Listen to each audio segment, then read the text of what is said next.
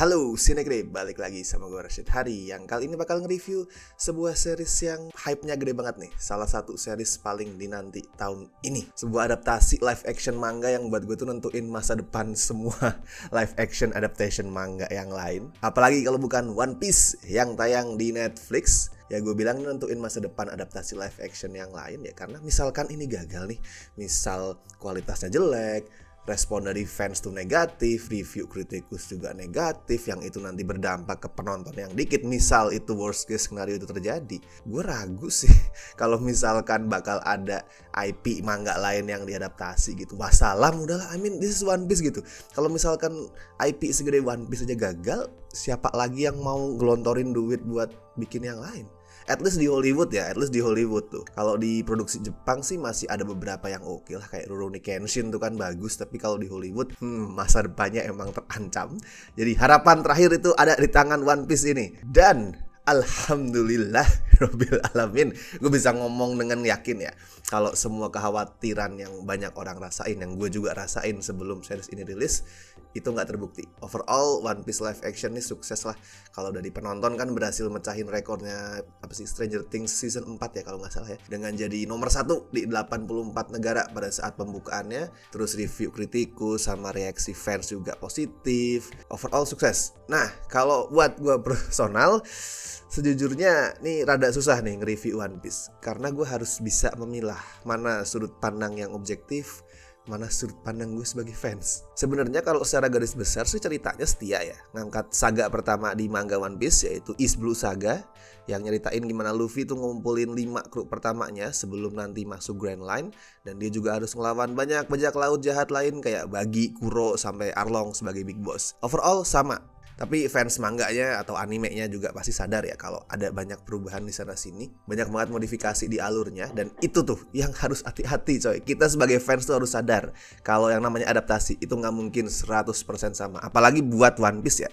One Piece yang ceritanya tuh sangat gede, sangat kompleks, itu mustahil lu 100% sama. Kalau lu berharap sesuatu yang 100% sama, ya udah nggak akan ada adaptasi live action. Dan gue yakin pasti bakal ada yang ngomong, ya udah nggak usah ada adaptasi live action gitu. Udah ada anime, udah ada manga, ngapain ada live action? Yes, gue paham tujuan utama pembuatan live action ini jelas ya, ngumpulin duit, itu nomor 1, itu nggak bisa dibohongi. Tapi di satu sisi ini live action juga bisa melebarkan sayap penonton One Piece gitu, pecinta One Piece. Pecinta One Piece sekarang udah banyak banget, tapi kan bakal lebih bagus kalau misalkan lu punya lebih banyak temen gitu, lu punya lebih banyak nakama buat cerita soal One Piece.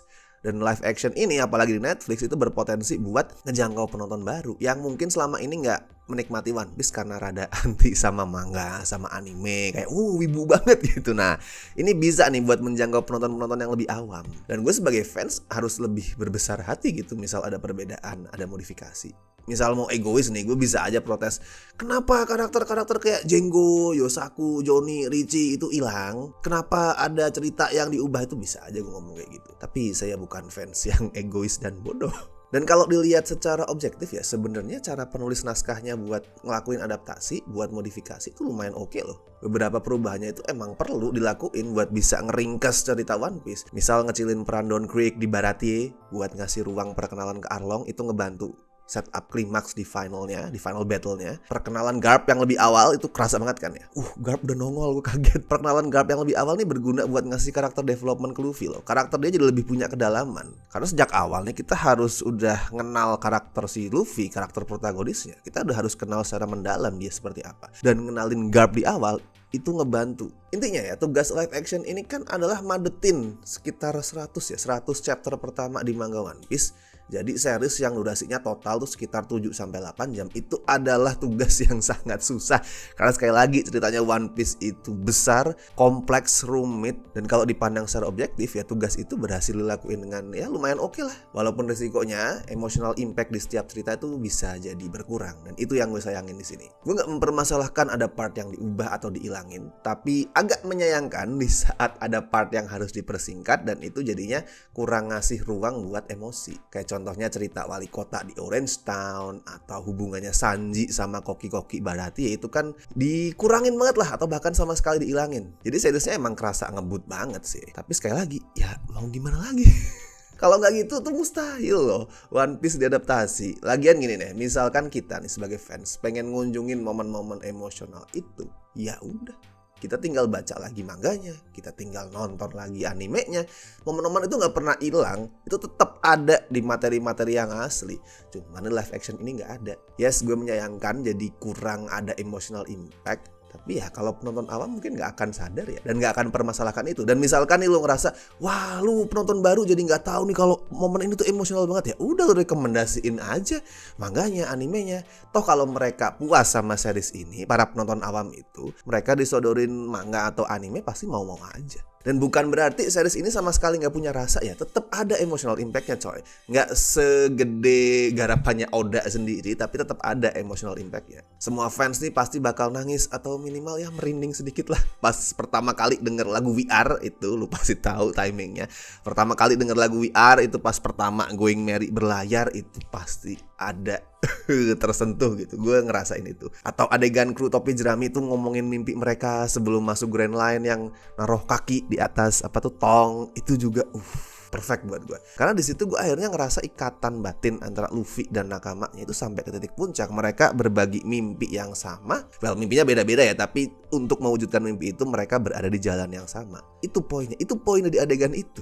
Hal-hal yang lain kayak misalkan badainya atau setting tongnya yang beda di sini ya. Di tangan Oda itu emang dijadiin simbol-simbol, tapi kan nggak wajib ada. Yang penting pesan utamanya masuk. Nah, ngomongin chemistry kru topi jerami ini, gue bisa ngerasain ikatan khas Straw Hat Pirates yang kalau lagi slow saling berantem, saling gontok-gontokan, saling goblok-goblokin satu sama lain, polanya bego, tapi sebenarnya mereka saling peduli, dan itu kelihatan di saat lagi terlibat di momen yang lebih serius. Acting para pemainnya juga ngebantu munculin chemistry itu. Makenyu jadi Zoro itu luar biasa coy, karismanya kerasa, dan pas berantem pakai 3 pedang juga convincing karena doi emang bisa bela diri ya. Terus tas Skyler jadi Sanji itu bisa kerasa cool, dan mata keranjang tanpa harus kerasa mesum itu susah loh. Itu garis batas yang sangat tipis. Terus Jacob Romero bisa jadi Usopp yang kadang nyebelin tapi lucu, dan of course Emily Rudd sebagai Nami, no comment.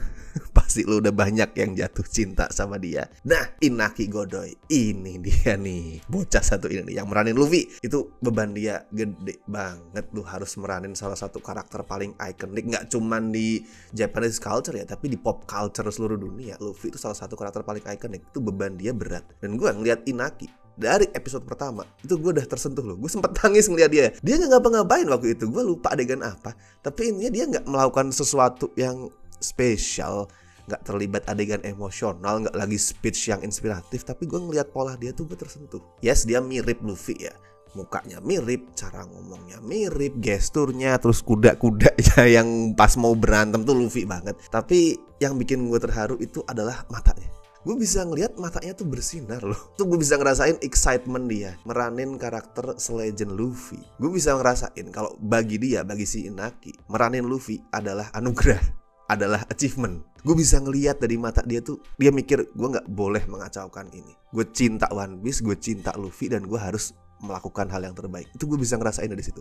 Dan gue sebagai fans One Piece dan of course fans Luffy ya, itu gue appreciate banget sama dia. Nah, action gimana nih? Secara action One Piece kan terkenal bombastis, terkenal keren, seru, absurd, over the top ya. Itu yang bikin banyak orang agak ragu juga bisa diadaptasi ke live action. Gue ngerasa banget kalau gerakan para pembuat series ini itu terbatas banget karena budget. Lo perhatiin deh, skala battle-nya tuh jadi jauh lebih kecil loh. Dan mostly settingnya di indoor.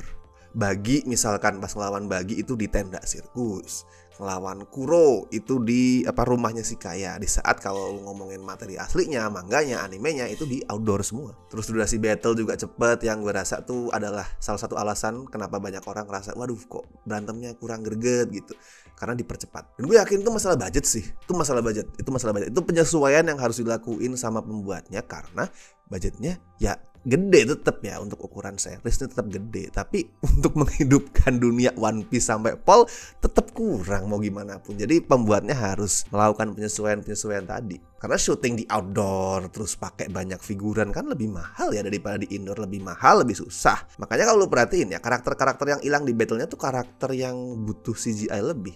Misal di Arlong Park gak ada Hachan karena lu butuh tangan banyak. Manusia gurita yang pakai pedang itu butuh CGI lebih. Terus pas lawan bagi, singanya si Richie nggak ada karena ya sekali lagi itu butuh CGI. Ya gue agak kecewa sama itu karena battle-nya oke, gitu doang. Tapi sekali lagi gue kecewa tapi gue paham sama alasan tuh dilakuin. Dan penonton awam gak nyadar sih ya sama semua itu. Kayaknya sih bakal ngerasa tetap fun-fun aja battle-nya, tetap terhibur. Makanya gue berharap series ini sukses, penontonnya banyak, jangkauan fansnya itu meluas. Jadi pas season kedua, 3, 4 dan selanjutnya dibikin, itu budgetnya ditambah terus. Kalau budgetnya ditambah terus, otomatis bakal bisa makin setia ke manganya, ke animenya. Dan semakin setia, semakin maksimal juga battle-nya. Itu efek domino yang gue harapin terjadi. Tapi gak semua battle-nya juga lemah sih sebenarnya. Arlong Park not bad lah. Di trail reaction gue tuh sempat khawatir ya. Gue sempat ngomong gue khawatir kalau Arlong bakalan nggak keren karena posturnya kecil. Tapi ternyata setelah di sini nonton seriesnya begitu combine sama acting, ternyata dia kelihatan intimidatif juga kok. Ya battle Luffy lawan Arlong tetap kerasa kecepatannya. Tapi lu bisa ngerasa kalau semua pertarungan di Arlong Park itu budgetnya lebih gede. Ya wajar sih. Namanya final battle pasti alokasi budgetnya lebih banyak ya. Bisa di outdoor jadinya, musuhnya lebih banyak. Jadi lebih solid daripada battle yang lain. Terus gue juga suka kolaborasi Zoro sama Sanji di Arlong Park ini. Gue suka tepuk tangan gue tiap mereka pamer jurus. Pas Zoro nyabet pedang, pas Sanji itu terbang dengan tendangannya nolongin Zoro, itu gue suka banget semuanya. Atau pas Sanji neriakin jurus-jurus tendangannya. Itu ya sekali lagi itu belum 100% mencerminkan One Piece of course, tapi spiritnya tuh udah tersampaikan di Battle Arlong Park itu. Sama fightingnya, battlenya tuh memang kerasa lebih dark sih gue lihat. Lebih dark, lebih brutal, lebih banyak darah. Well, sebenarnya Oda juga brutal ya, banyak darah. Cuman kan treatmentnya Oda tuh lebih cartoonish gitu. Jadi bikin darah-darah dan kebrutalan itu nggak terlalu waduh gitu, nggak terlalu brutal banget rasanya. Sedangkan series ini kan treatmentnya lebih serius dan yang mainin manusia, jadi kerasanya lebih brutal emang. Lebih dark, lebih serius, makanya nggak terlalu komedik juga kan overall. Itu kerasa banget sih nggak terlalu komedik di reaksi-reaksi karakternya. Karakter One Piece kan khasnya gitu tuh. Kalau misalkan mereka ngelihat sesuatu yang mengejutkan atau absurd tuh reaksi mereka nggak kalah mengejutkan dan nggak kalah absurd. Dan di sini reaksi-reaksi itu nggak gue temuin, kayak ya udah biasa aja. Agak sayang kalau yang ini sebenarnya, modifikasi yang ini gue agak sayang dan agak bingung sebenarnya. I mean, lo ngapain nih berusaha terlalu realistis dan serius di saat soal desain karakter yang aneh-aneh aja lo lumayan setia gitu. Itu juga salah satu kekurangan live action ini, sering inkonsisten coy. Urusan menentukan gue mau serius, mau dark, atau mau kayak source materialnya yang absurd. Kayak lu gak masalah punya karakter manusia ikan atau orang yang kepalanya kayak domba, tapi lu bermasalah dengan Sanji yang alisnya tuh kayak obat nyamuk 3 roda gitu. Dan lu mengubah itu di saat alis itu nantinya punya peran besar di ceritanya suatu saat nanti. Tapi ya itu pasti diubah juga sih. Tapi gue bingung itu aja sih, inkonsisten gitu. Jadi sebenarnya lu mau seperti apa? Well, tapi overall gue puas lah. One Piece live action nih berpotensi jadi bencana yang besar banget, tapi akhirnya berhasil menghindari resiko itu. Masih banyak hal yang belum gue bahas soal live action ini, tapi kalau gue lanjutin ini bisa seharian. Ini durasinya bisa sama kayak live streaming Cinecrip, jadi gue selesaikan sampai di sini aja. Oke, kalau skor ya buat One Piece live action gue kasih 7 dari 10 lah. Memuaskan, belum maksimal, masih banyak yang perlu diperbaiki, tapi overall ini memuaskan. Harapan gue sih banyak fans baru ya. Jadi banyak fans baru yang akhirnya kemudian mulai baca manganya atau nonton animenya karena puas sama live action ini. Karena dengan adanya fans-fans baru itu gue jadi ngerasa punya nakama baru gitu. Lu gitu juga gak sih? Kayak gue tuh ngerasa di saat ada penonton baru puas sama live action One Piece, terus mereka ngomong, wah gue jadi pengen baca nih komiknya, gue pengen nonton animenya, gue ngerasa punya nakama baru yang ikut berpetualang sama gue buat sampai nanti menemukan One Piece di Laugh Tale. Dan gue kan adalah salah satu orang yang menganut kepercayaan bahwa One Piece itu ya bukan harta. Gue percaya bahwa One Piece itu adalah seperti namanya, satu kesatuan. Gue percaya yang dimaksud dengan One Piece itu adalah di saat seluruh dunia, seisi dunia itu jadi satu. Gue percaya nanti di Laugh Tale itu yang terjadi adalah ya mereka tertawa bareng. Gue percaya yang nanti akan ditemuin Luffy dan karakter di Laugh Tale adalah kebersamaan, persatuan. Dan gue percaya mimpinya Luffy yang sering dia omongin yang sama Oda tuh sering di-cut sering dipotong, nggak dikasih tahu mimpinya apa. Yang kita tahu cuman orang-orang yang dengar mimpi itu selalu ketawa, nganggap dia itu konyol, kekanak-kanakan. Gue percaya mimpi itu adalah si Luffy dengan menjadi raja bajak laut, dia tuh pengen mengadakan pesta terbesar di seluruh dunia, di mana semua orang itu berpesta bareng, minum bareng, makan bareng, tertawa bareng akhirnya sebagai satu kesatuan. Dan itu juga yang gue pengen rasain di dunia nyata gitu. Jadi pada saat nanti akhirnya sampai ke titik akhir di Laugh Tale ketemu One Piece, gue sama ya kalian semua nih pecinta One Piece, nakama gue tuh membaca itu bareng atau nonton itu bareng, tertawa bareng, mungkin sambil ngedengerin Bing Sake bareng gitu. Nah itu yang pengen gue rasain. Begitulah. Gue jadi ngalor ngidul anjing. Pokoknya lu tonton udah nih. Dan kalau misalkan ada nonton, gimana reaksi lu, review lu soal live action ini? Entah lu sebagai penonton awam yang sama sekali gak kenal One Piece, atau sebagai fans beratnya, bisa lu share itu di kolom komentar. Dan seperti biasa gue ingetin, jangan lupa like video ini, subscribe Cinecrip, dan misalkan lu pengen ngebantu kami dengan kasih donasi seikhlasnya, as always bisa klik tombol super thanks di bawah. Oke, so gue Rashid Haris, sampai ketemu di review berikutnya.